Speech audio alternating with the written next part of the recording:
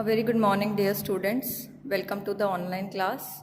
This is your class of biology, and as I have explained in the classroom only, beta, that we will do some of the important topics of chapter 1 that we have completed in classroom only.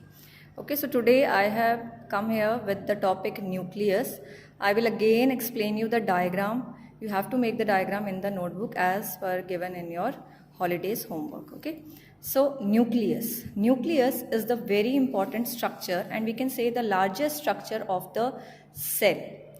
Nucleus बेटा हमारे cell का control centre होता है. जिस तरीके से हमारी body के अंदर ब्रेन वर्क करता है, हमारी पूरी बॉडी का कंट्रोल कोऑर्डिनेशन करता है, उसी तरीके से न्यूक्लियस जो है हमारे सेल का कंट्रोल करता है. सारी की सारी हेरिडिटी इन्फॉर्मेशन हमारे न्यूक्लियस के अंदर ही प्रेजेंट होती है.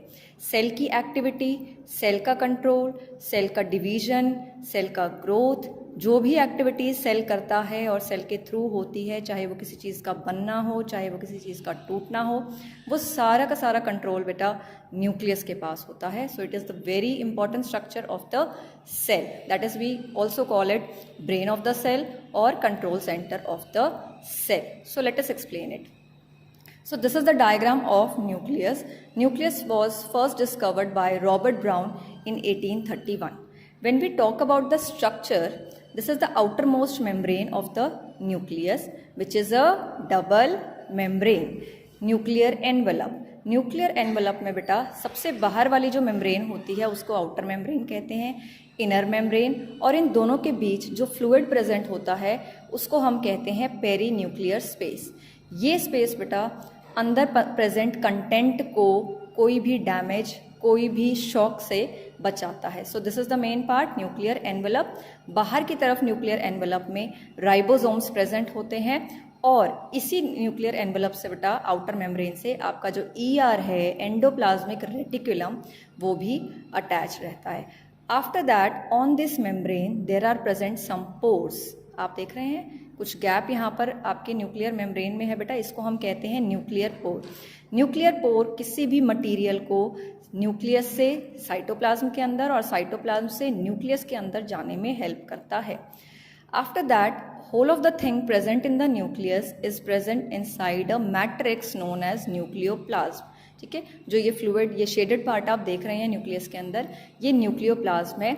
इसमें न्यूक्लियस के अंदर होने वाली एक्टिविटीज़ के लिए जो एंजाइम्स, प्रोटीन्स रिक्वायर्ड होते हैं बेटा, वो प्रेजेंट होते हैं. मोर ओवर आपका जो न्यूक्लियोलस है और आपका क्रोमेटिन मटीरियल है बेटा, वो भी इसी न्यूक्लियस में प्रेजेंट होता है. आफ्टर दैट बेटा very important structure is the nucleolus. ये एक अलग स्ट्रक्चर है आपके न्यूक्लियस में, इसमें कोई भी मेम्ब्रेन नहीं होती और it is made up of RNA and protein. और अगर हम इसको बिल्कुल बेसिक आपको बताएं तो ये राइबोसोम्स की फॉर्मेशन में हेल्प करता है. So nucleolus is the site of ribosomes formation. After that, the very important structure, chromatin material. Chromatin material बेटा DNA कंटेन करता है और इसमें हिस्टोन प्रोटीन्स होते हैं. ये दोनों ही स्ट्रक्चर बहुत इंपॉर्टेंट है. DNA आपके सारे जीन्स कंटेन करता है. सेल में किस तरीके की एक्टिविटी होगी उसका कंट्रोल इस क्रोमेटिन के पास ही होता है. क्रोमेटिन मटेरियल बेटा थ्रेड लाइक स्ट्रक्चर होता है और इस तरीके से एक गुच्छे में सेल के अंदर प्रेजेंट होता है.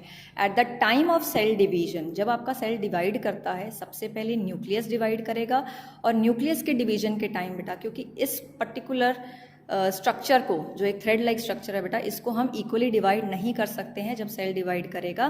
तो इसीलिए जो क्रोमेटिन मटेरियल है आपका, ये क्रोमोसोम्स में कंडेंस हो जाता है for the equal distribution of the chromatin material. So this is your nucleus. All the structure I have explain to you. ठीक है, इसकी प्रॉपर बेटा आप रीडिंग करेंगे. Only 1 page is there. Functions आपको गिवन है, वो आप रीड और लर्न करेंगे. And I will give you some assignment, few questions, MCQs, assertion reason, and 1 mark question only, that you have to do in your fair notebook. Plus you have to make the diagram of nucleus there. I think it is clear. If there is any doubt, you can send me a message on WhatsApp. Thank you so much.